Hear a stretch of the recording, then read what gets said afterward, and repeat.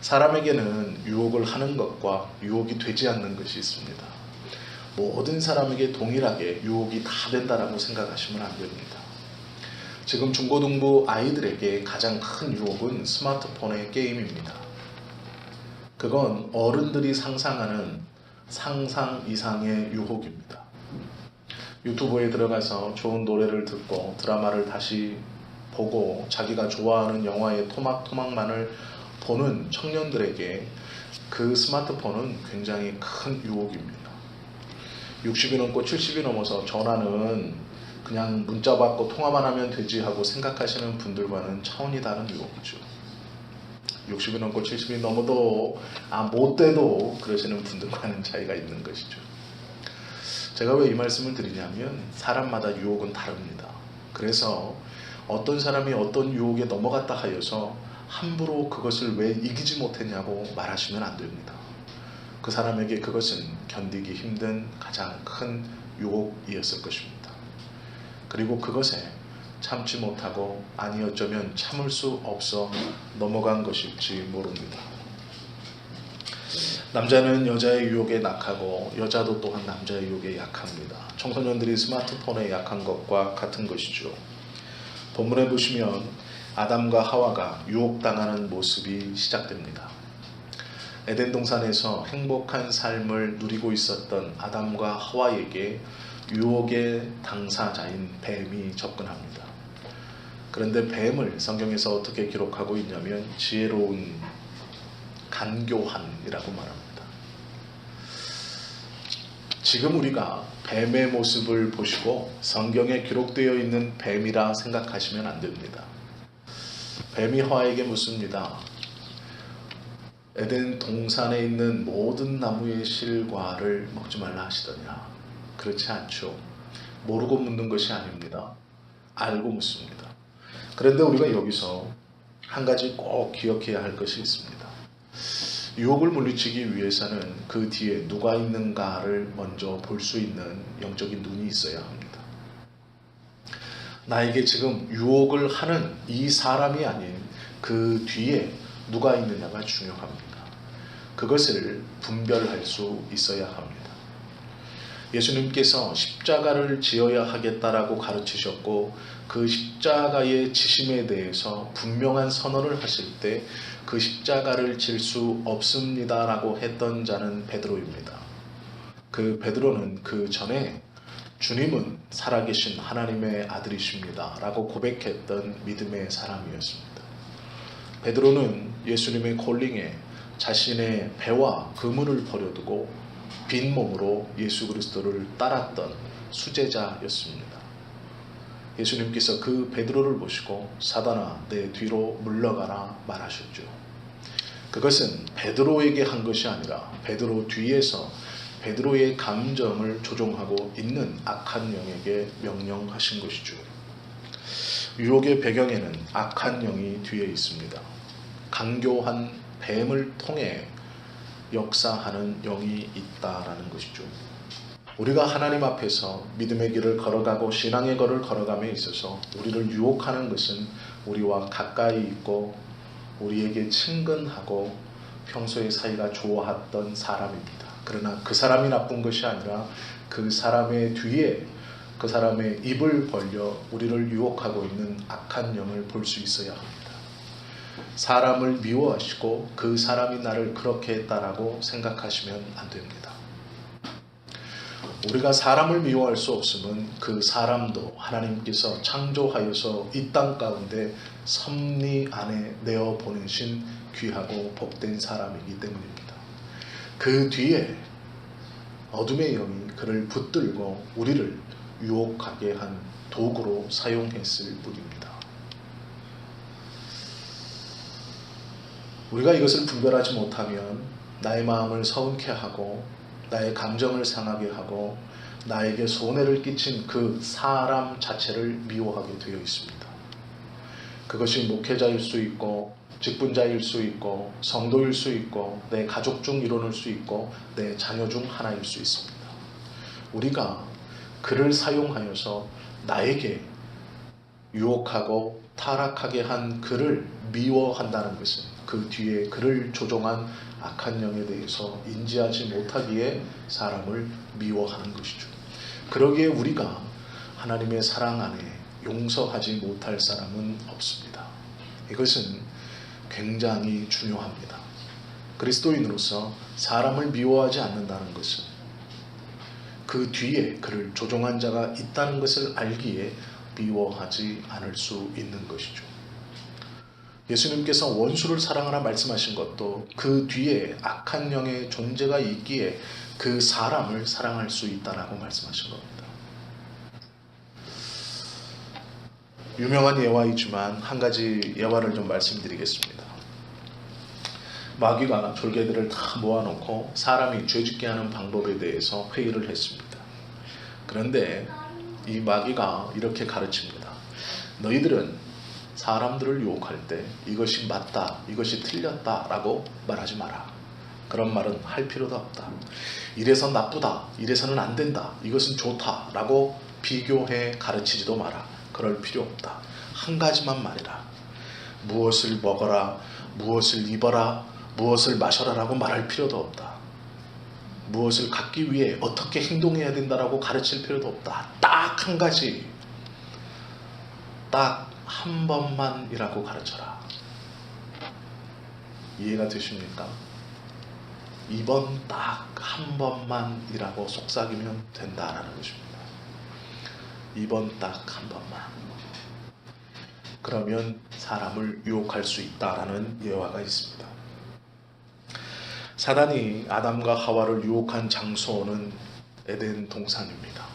상상이나 가십니까? 하나님의 영광이 가득한 곳, 하나님께서 수시로 함께 아담과 하와와 교제를 나누었던 곳. 에덴 동산은 기쁨과 평안과 안정의 상징입니다. 그런데 그 안에서 유혹합니다. 우리의 상식엔 상상할 수 없죠.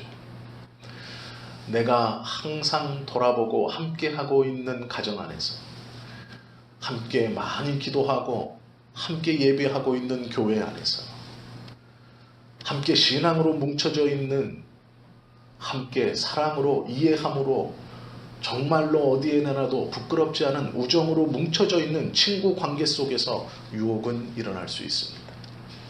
그것이 교회 공동체 안에서도 충분히 일어날 수 있습니다. 그러기에 어느 곳에서도 마음을 놓으시면 안 됩니다. 에덴 동산은 아담과 하와 그리고 하나님이 함께 거하시는 곳입니다. 그곳에 사단이 들어와 있습니다. 유혹은 꼭 세상에서만 있는 것이 아닙니다. 저 밖에서, 낯선 장소에서, 클럽에서, 술집에서, 그곳에서만 유혹이 일어나는 것은 아닙니다. 내가 마음을 놓고 있는 그 장소에서도 언제든지 유혹은 일어날 수 있습니다. 아담을 누가 유혹했습니까? 하와입니다. 에덴 동산을 통틀어 단 하나밖에 없는 대화 상대일 수 있고 사랑하는 사람이며 자신의 갈비뼈로 직접 창조된 자신의 반쪽이고 내 뼈 중에 뼈요 살 중에 살이라고 극찬했던 그 하와에게 유혹받습니다. 아무리 가까운 사람이라도 우리가 영적으로 죽어 있으면 그의 그 한마디를 의심 없이 이 사람은 나에게 그러지 않을 거야. 천만의 말씀입니다. 저 목회자는 나에게 그러지 않을 거야. 천만의 말씀입니다. 정말로 죄송하지만 저분은 나한테 그럴 리가 없지. 아니요. 저분이 그분입니다. 임자를 만난 거죠. 우리가 누군가를 믿는다는 것은 참 부질없는 겁니다. 그를 신뢰할 수는 있지만 절대로 믿을 수 없습니다. 우리가 믿음을 가지고 변함없이 나에게 변함없는 사랑을 베푸실 분은 오직 하나님 한 분입니다. 그분만이 나를 배반하지 않으실 것이고 그분만이 나에게 어제와 오늘이나 내일이나 동등한 한 분입니다. 사랑하는 아내도 사랑하는 남편도 존경했던 신뢰했던 목회자도 어느 순간 실망과 유혹을 줄 수 있습니다. 왜 그럴까요? 마음을 놓는 그 순간 악한 영이 뒤에서 이번 한 번만이라고 속삭일 수 있기 때문에 그렇습니다. 아담과 하와가 유혹받은 것을 가만히 보면 옆에 있는 어떤 누구가 모든 사람이 유혹의 대상의 도구가 될 수 있다고 이야기하는 것이죠. 그러면 이 유혹을 어떻게 분간하고 물리칠 수 있습니까? 뒤에 악한 영이 있는 것과 없는 것을 어떻게 알 수 있습니까? 말씀밖에는 없습니다. 말씀에 깨어있지 아니하면 절대로 구별해내지 못합니다. 인간의 감정으로 그것을 찾아내기는 불가능합니다. 말씀을 가까이 하면 이런 일이 벌어집니다. 1절에 보면 하나님이 참으로 너더러 동산 모든 나무의 실과를 먹지 말라 하시더냐. 하나님이 너더러 참으로 진짜로 동산에 있는 모든 나무의 실과를 먹지 말라 하더냐라는 것이 사단의 말입니다. 2절에 여자가 뱀에게 대답하는 것을 보십시오. 이렇게 대답합니다.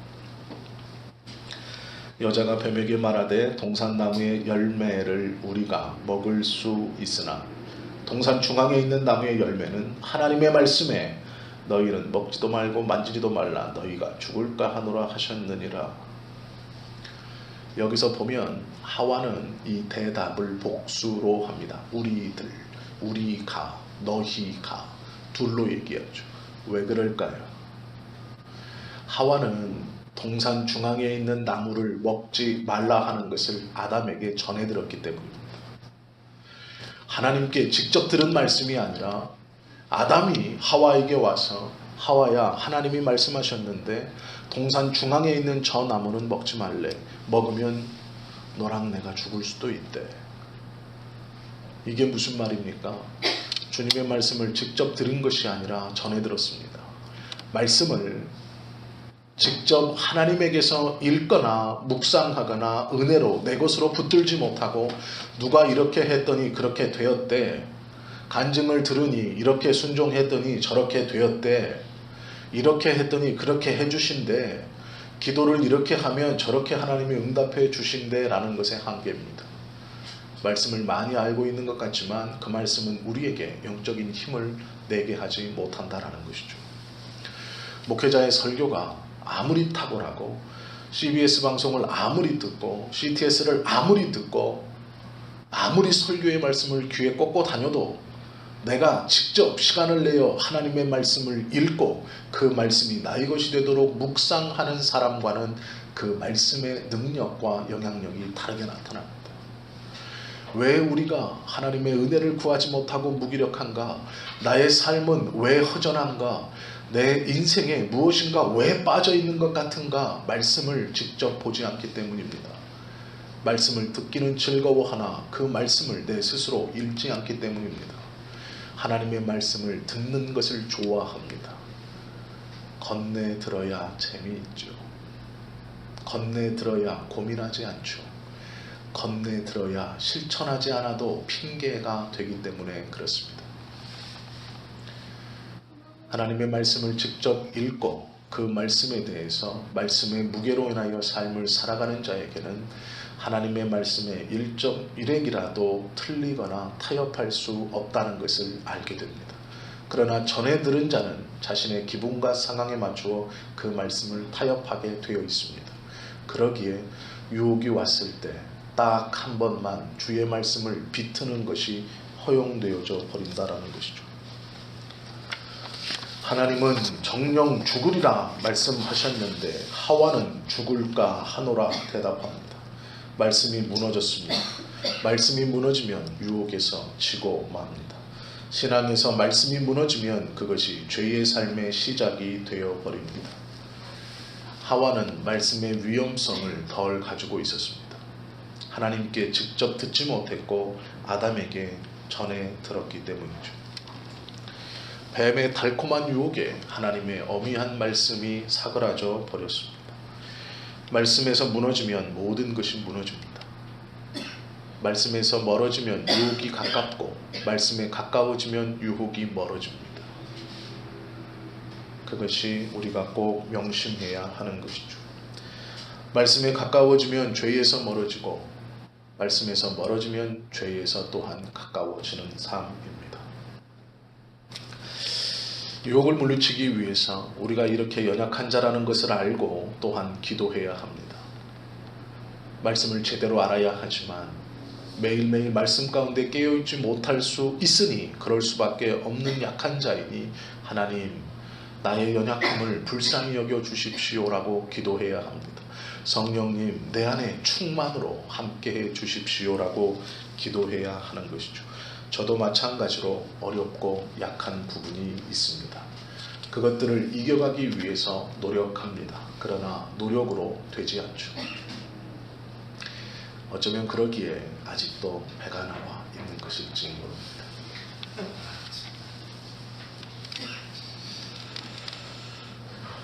너무 주제가 무거운 것 같아 우스갯소리를 한 번씩 하고 있는 겁니다. 왜 그러는지 아시겠죠? 우리는 다 연약합니다. 알면서도 지키지 못할 때가 참 많이 있습니다. 그러나 포기하시면 안 됩니다. 나의 연약함을 알았다면, 그것을 인정했다면 하나님께서 그 연약함을 도우시기를 기도해야 합니다. 하나님의 일하심은 우리의 몸에서 힘이 빠질 때입니다. 이것이 참 놀랍고 귀한 것인데요. 오늘 오전에 말씀을 나누었던 사울의 이야기를 다시 한번 드리면, 사울은 그가 나이가 젊었을 때, 처음에 왕이 됐을 때는 매우 겸손했습니다. 그러자 시간이 지나면서 그는 교만해집니다. 자신의 위치를 망각하고 제사장의 직분을 본인이 감당할 수 있다고 생각합니다. 그리고 한 발 더 나아가서 저주가 선포되었을 때 사무엘에게 부탁합니다. 선지자여, 지금 당신이 나에게 한 이야기는, 즉 하나님께서 나를 버리셨다는 이야기를 백성들은 모르게 비밀로 해 주십시오. 갈 때까지 간 거죠. 이 정도 되면 갈 때까지 간 겁니다. 돌이킬 수 있는 가능성이 없는 것이죠.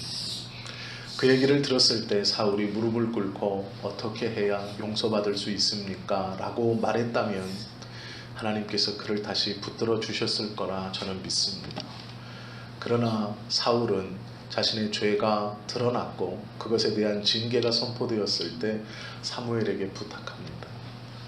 내가 그렇게 하나님의 말씀을 어겼고 버림받았다는 것을 백성들은 알지 못하도록 비밀로 해 주십시오 라고 말이죠. 그러면 끝난 겁니다. 더 이상 방법이 없죠. 성경에 보면 사무엘이 그 뒤로 다시 사무엘이 죽기까지 사울을 2번 찾아오지 않습니다. 그냥 그것으로 사울 보기를 끝맺고 돌아가 버립니다. 우리가 하나님의 말씀을 듣고 우리의 연약함을 알고 혹여 우리의 죄에 대해서 말씀의 권고를 받을 때 하나님 알겠습니다. 그러나 그것은 나만 알고 있고 다른 사람은 아무도 모르게 해 주십시오 라고 하면 안 됩니다. 다른 사람에게 말할 필요는 없지만 하나님 앞에 어떻게 하면 돌아설 수 있습니까? 어떻게 하면 용서받을 수 있습니까? 라고 기도하는 것이 옳은 기도입니다. 어차피 하나님은 알고 계시고 다른 사람만 모르면 된다라는 식은 안 된다라는 것이죠. 6절에 보면 여자가 그 나무를 본즉 먹음직도 하고 보암직도 하고 지혜롭게 할 만큼 탐스럽기도 한 나무인지라 라고 말합니다. 본즉 나무를 보았습니다. 보는 것에 대한 유혹은 남성과 여성 모두가 마찬가지입니다. 한참 제가 웃었던 이야기 해드릴게요.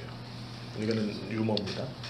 한 여성이 쇼핑하러 갔다가 엄청나게 비싼 드레스를 한 벌 보았습니다. 평소에는 별로 입을 일도 없는 드레스입니다. 그런데 너무 마음에 드는 겁니다. 그래서 그 매장에 들어갔습니다. 드레스를 한번 입어봤습니다. 그런데 입으면서도 가격이 너무 비싸구나. 그런데 입어본 게 화근이죠. 그것을 입고 전신 거울을 쳐다보는 순간 그 유혹에 넘어갔습니다. 그래서 카드로 그 옷을 사고 집에 돌아왔습니다. 저녁에 조심스럽게 남편에게 비싼 드레스를 보여주었습니다. 그냥 보여주면 남편이 화를 낼까 그 옷을 입고 나왔습니다. 그리고 남편에게 자신이 드레스를 입은 모습을 보여줍니다. 그리고 이야기했습니다. 어때? 남편이 말합니다. 아, 이쁘네. 그런데 얼마 줬어? 가격을 이야기했습니다. 남편은 점잖은 사람이라 이렇게 권면합니다. 당신 도대체 어떻게 그렇게 비싼 옷을 살 수가 있어? 그때 아내가 남편에게 말합니다. 그러게 말이야. 내가 이 옷을 입어보고 거울을 보는 순간 마귀의 유혹에 넘어갔지 뭐야. 남편이 말합니다. 그때는 큰 소리로 마귀야 내 뒤로 물러가라 했었어야지. 이 부인이 뒤로 돌며 이렇게 이야기합니다. 큰 소리로 외쳤지 나도. 그런데 뒤에서 소리가 들리는 거야. 드레스를 입은 그대의 뒷모습이 너무나 아름답구나. 보는 것은 매우 위험합니다. 좋은 것을 봐야 하고 좋은 것을 들어야 합니다. 좋지 않은 것이라면 볼 필요가 없죠. 들을 필요가 없습니다. 굳이 그곳에 갈 필요도 없다라는 것이죠. 연약한 것을 본인이 가장 잘 알고 있습니다. 사람은요, 영물입니다. 자기의 약함을 자기보다 더 잘 아는 사람은 없습니다. 그런데 우리는 그 약함을 걸리지 않으려고, 나는 강한 척 하려고 그것에 더 당당하고 싶어 합니다. 그런데 그러지 마십시오. 유혹이 되는 것은 약하다 인정하시고 피하십시오. 보지 마십시오. 듣지 마십시오. 만지지 마십시오. 그것이 지혜로운 삶입니다. 히브리서 12장 4절에 보면 하나님이 이렇게 권면합니다. 죄와 싸우되 피 흘리기까지 할 것이라 라고 말합니다. 유혹을 이겨내는 것은 쉽지 않습니다. 피 흘릴 만큼 힘들고 어렵다라고 말씀하죠. 예레미야는 또 이렇게 말합니다. 너희는 스스로 깨끗하게 하여 내가 거룩하니 너희도 거룩할지어다. 하나님께서 예레미야를 통해 이스라엘 백성에게 주신 말씀입니다. 하나님은 우리가 죄와 피 흘리기까지 싸우기를 원하시고 거룩하게 되기를 원하십니다. 우리 스스로 그럴 수 없습니다. 그렇기 때문에 말씀을 직접 읽고 주의 은혜를 구하고 기도하기를 멈춰서는 안 됩니다. 유혹을 극복하기는 쉽지 않습니다.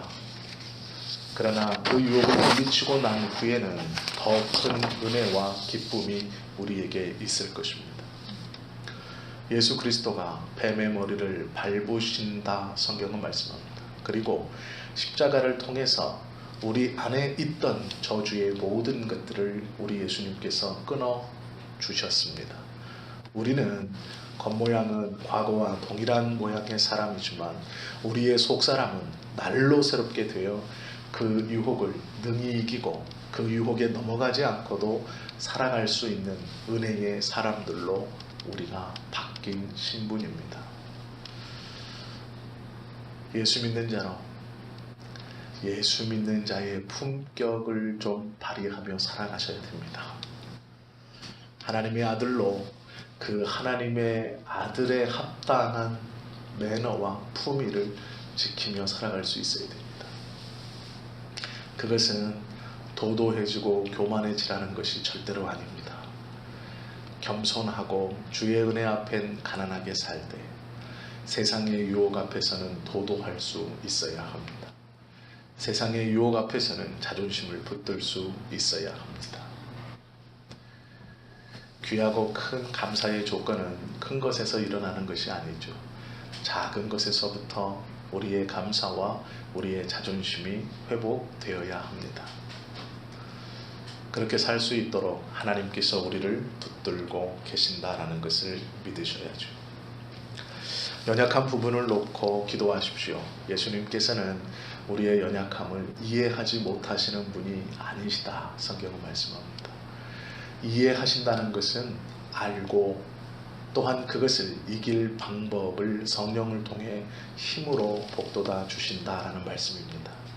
성령께서 우리를 지키고 계시면 우리의 구원에서뿐 아니라 나의 삶의 작은 것에서 큰 것에 이르기까지 하나님께서 우리를 붙들고 지키신다는 말씀입니다. 우리는 마땅히 성도된 자로 그 거룩하고 복된 삶을 살아갈 수 있습니다. 나를 넘어뜨리고 유혹하는 사람마다 다른 그 약점들을 하나님이 보완해 주신다라는 것이죠. 우리가 해야 할 것은 우리의 연약함을 솔직히 인정하고 그것을 하나님께 내어놓고 정직히 기도하는 것입니다. 귀하고 복된 그리스도께서 우리를 붙잡고 죄의 유혹을 물리치시기까지 우리와 함께 해 주실 겁니다. 그러한 삶을 사실 수 있기를 예수님의 이름으로 축원합니다. 기도하시겠습니다.